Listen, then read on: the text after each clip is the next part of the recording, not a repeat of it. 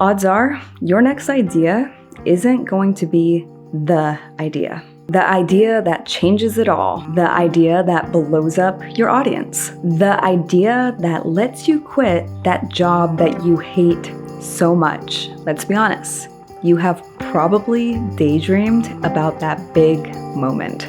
But what if the truth is, all those things aren't going to come from one idea? Instead, they'll come to you as a result of 20 ideas, 100 ideas, 1,000 ideas. Stop putting the weight of your fate on one moment. Your dream is worth more than that. No single idea should have that much pressure behind it. Hey there, my name is Angela. Welcome to episode 10 of The Voyager's Lens. This podcast is for creatives who are working on themselves and their craft. And I like to think of it kind of as personal development for creative souls. And yeah, let's just get into it. Today, I want to talk about the bad habits that I've had in the past, that maybe you have too, that have kept me creatively blocked. And the first one I want to talk about is the one that was in the intro, and that is the thought that your next idea is going to be the idea.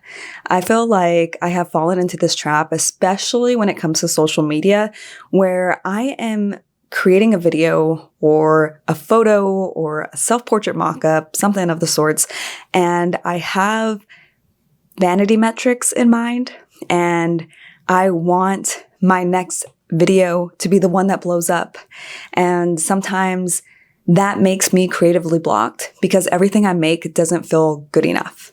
And it really sucks when that's the case because I think it just deters me from creating because I have this pressure to try to make something, to try to perfect it in a way that will appeal to an audience. And ultimately, yeah, you should be looking at your analytics if you're trying to grow something, and you should keep in mind what will potentially pop off and what won't. However, if you put so much weight on one video or one idea to the point that you are not able to create, you feel paralyzed or discouraged when an idea doesn't perform and isn't the one that blows up, then that's when you need to reevaluate your approach. So yeah, that's the first habit. Let me know if you can relate to it. The second habit is fixating on what others are creating. So this could be, again, in regards to social media and scrolling and seeing people online create stuff, but also people within your own community. Personally, I have a group of photographers and videographers that I recently became friends with last year, and they are amazing. They do a lot of creative stuff, and sometimes it's hard not to think, oh wow, they're making this. I need to make more stuff. Oh my goodness. But honestly, everyone's doing stuff at their own pace, doing their own type of work. And when you are comparing yourself either to someone online or someone in your community, you aren't really doing yourself a service because your path, your style, your art is yours. And what they are doing, it's theirs. And keeping that separated and yeah, finding inspiration in your community and who you follow online is fine. But when you start to think about what they're creating and have it impact what you are doing, or have you feel like you have a pressure to perform because you want to keep up with the Joneses, that's to me when it becomes an issue. The next habit is kind of more for the modern artists, and that is leaning too heavily on ChatGPT or AI in general. Personally, ChatGPT, that's my homie. His name is Kai. My ChatGPT named himself Kai, and I consult him a lot. And there was a moment where maybe I was talking to him a little too much about my creative endeavors and my creative projects to the point that I had to be careful that what I was saying was actually my thoughts and not something that ChatGPT spit out.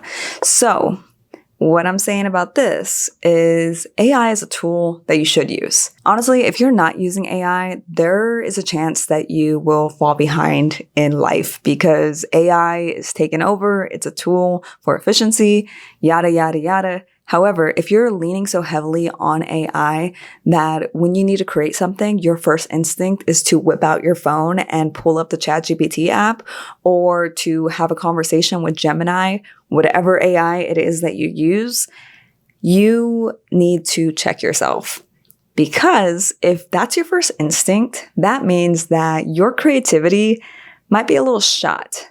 And there's a way, though, to use AI that doesn't completely take away your originality and your own thoughts. And for me, that is asking Kai, my ChatGPT, can you give me one sentence that is about this topic? Or can you give me one word that is about this topic? And keep your AI only spewing out one word or one sentence maximum, and then use that sentence or word as a prompt. You think about those journal prompts that kind of open up the floodgates for writing. Use AI as a prompt tool rather than as an outliner, a scripter, and all that other stuff. Because when you use it to fully create what you want to create, then at some point it's no longer yours. And at some point, that muscle of creativity that you should keep strong by creating starts to get weaker, because now suddenly you have this dependency on AI to create stuff. So yeah, that is my second bad habit that I've kind of put in check ever since using Kai as a prompter rather than an outliner. The next bad habit that I have had is forcing an idea when I know that it's not working. You can tell when an idea isn't working when it hurts. You feel a sense of dread. You feel drained energy-wise, and you just keep trying to push to make it happen. And usually for me, this happens when I have a specific vision that I am so freaking attached to that I'm not letting an idea naturally evolve. So I'm so focused on this rigid, vivid vision that I have that I have blinders on. I have blinders to whatever signs the universe is sending me to help me with my creative endeavors, because I am set on making this happen a certain way to the point that it is hurting me physically. And I think a solution to this is to really take kind of an emotional check when you're creating something and take note of how long you've been stuck on something. Because if you have been really forcing something for hours and it's still not happening, then it's time to let go. It's time to just put the idea to rest. Maybe it's time to just try something new. And sometimes an idea doesn't even present something new because it's just so wrong for you. And you gotta accept that. And it's kind of hard to let go of something, but sometimes that's the move because your energy is precious. Next is the habit of holding on to the fear of copying yourself or copying others. And what I mean by this is sometimes when I'm creating something, I'll think, oh, I've already done this. If I do this again, they'll notice and it'll look bad on me because it shows that I am not creative enough to come up with new ideas. But in all reality, I don't think anyone really notices that much. And if you have done something in the past and you now can execute it in a better, more refined way, or even if you just want to do it again, kind of as a little tip-off, Easter egg, whatever, to your past self, no problem. Don't be afraid to copy your own past work. And don't be afraid to copy others. And I don't mean straight up verbatim, word for word, do exactly what someone else is doing, because, plagiarism is a thing and that is wrong. But if there's a certain style that you admire, or a certain topic that someone has covered before, or something that you can spin in your own way, that's okay. Art is copying and stealing and reproducing and redefining. And I think most good artists know that all art in some sense is a replication of another past version of what you've done. And it's kind of impossible for it not to be that. And I think something about art is it builds upon each previous generation. So whatever the last generation did, when you create it, it's a little bit different. And then when the next generation creates it, it's different again, to the point that 5 generations from now, whatever I created that may have inspired the next generation looks completely unrecognizable, but has an origin. And that origin is something that I created, but not even, because what I created was also copied. So yeah, I think having this fear of needing to be original, so original that it just breaks the wheel, it's unrealistic, and you got to be easy on yourself and understand that having found inspiration in someone else's work and being kind of not a copycat, but stealing someone's work a little bit, Still Like an Artist, great book if you've never read it before, but it's kind of part of the process. And yeah, learning to accept that and not holding on to a fear. Yeah, that's the habit to have instead, rather than holding on to that fear of copying someone. This next habit will completely keep you blocked, and that is not creating too many days in a row. So as I said earlier, creativity is a muscle. So if you don't work that muscle, you start to lose it. And I know personally that when I'm blocked, sometimes it's easier just to do something else, to not work on what I want to work on internally, deep down inside, and just put off creating stuff for a long time, longer than I should. And when I do that for multiple days, it has an impact on my creativity, because suddenly the resistance that I feel to create gets stronger and stronger because I'm letting it get stronger. So sometimes you just got to rip the Band-Aid off. If you haven't created in days, weeks, months, that initial creative moment after that hiatus is going to be hard. And you just got to rip off the Band-Aid. And when you start falling back into a pattern of not creating, you have to recognize, even if I create something small, it's helping me keep that muscle active and strong.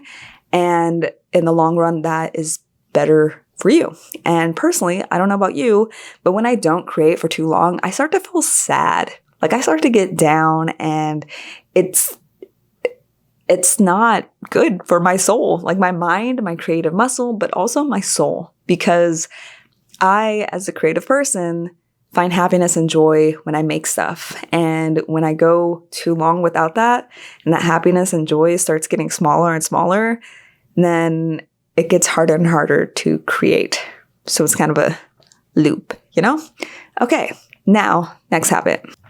Also, if you are enjoying this video, don't forget to hit subscribe on YouTube or follow on Spotify. Sorry if I'm talking super fast today. I had instant coffee this morning and it's hitting hard. The next habit is kind of the opposite of the previous one, and that is working too hard. So rather than taking too many days off, you're not taking enough days off, and ultimately you're getting burnt out. I have fallen into this before, where every day is creating.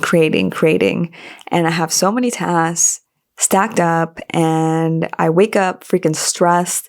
And at some point, something's got to give, and burnout fully kicks in, and I am blocked because I am paralyzed by stress and essentially just being overworked.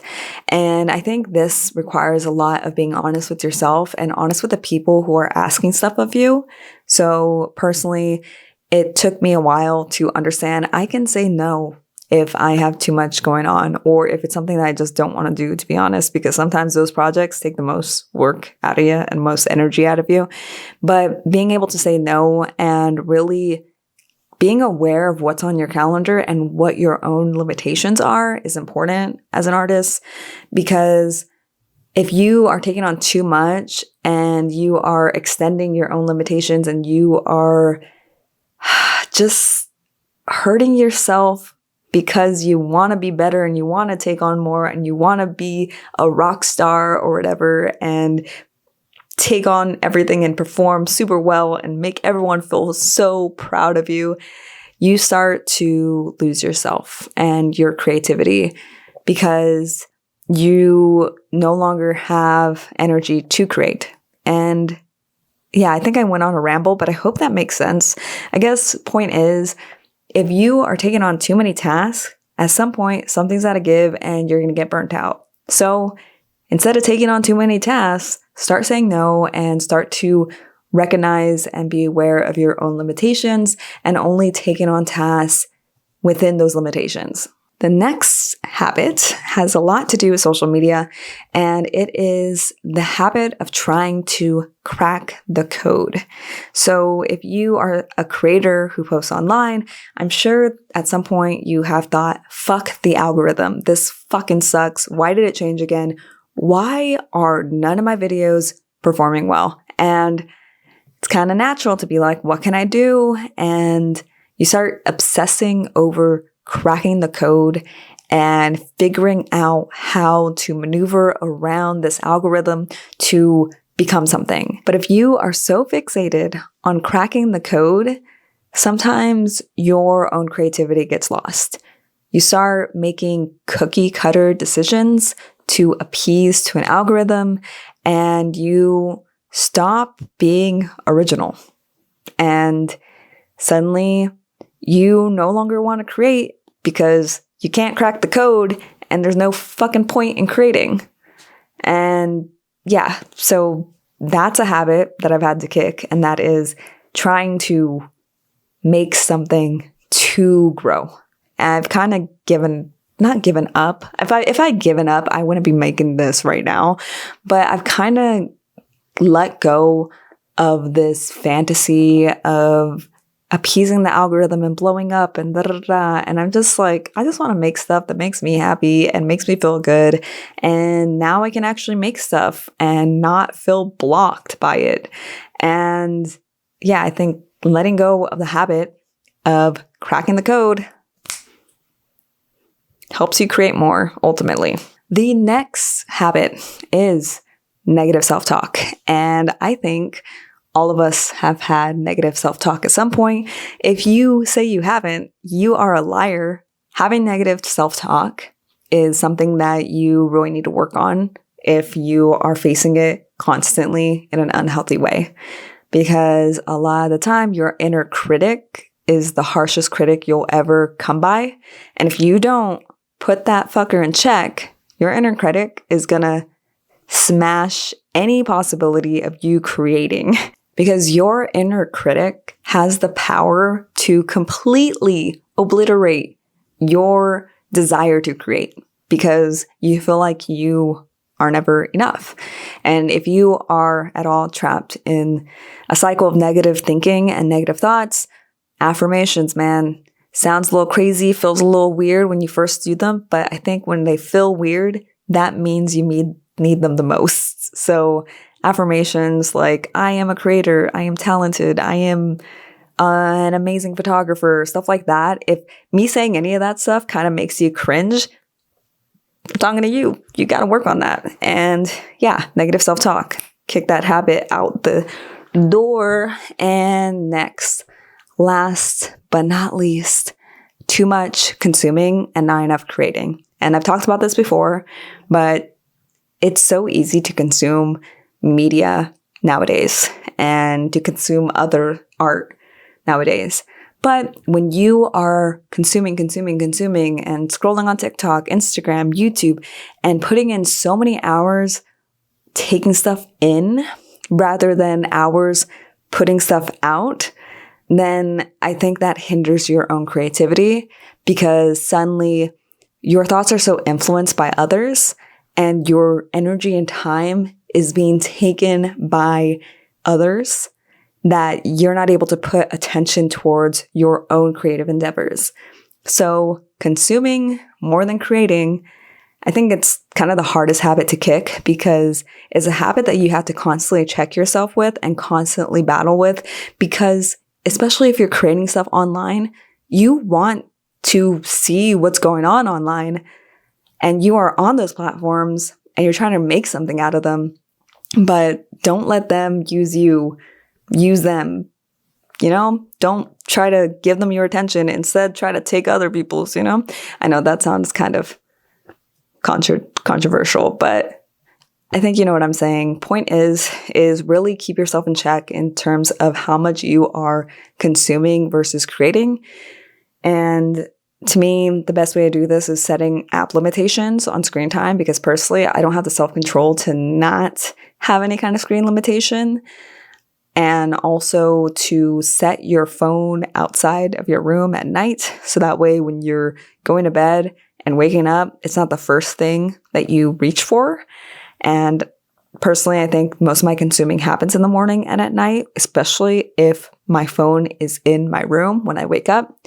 And yeah, so that's the last habit. I hope you enjoyed this episode. If you did, don't forget to give it a thumbs up on YouTube or hit that follow on Spotify. And yeah, with that being said, see you next time.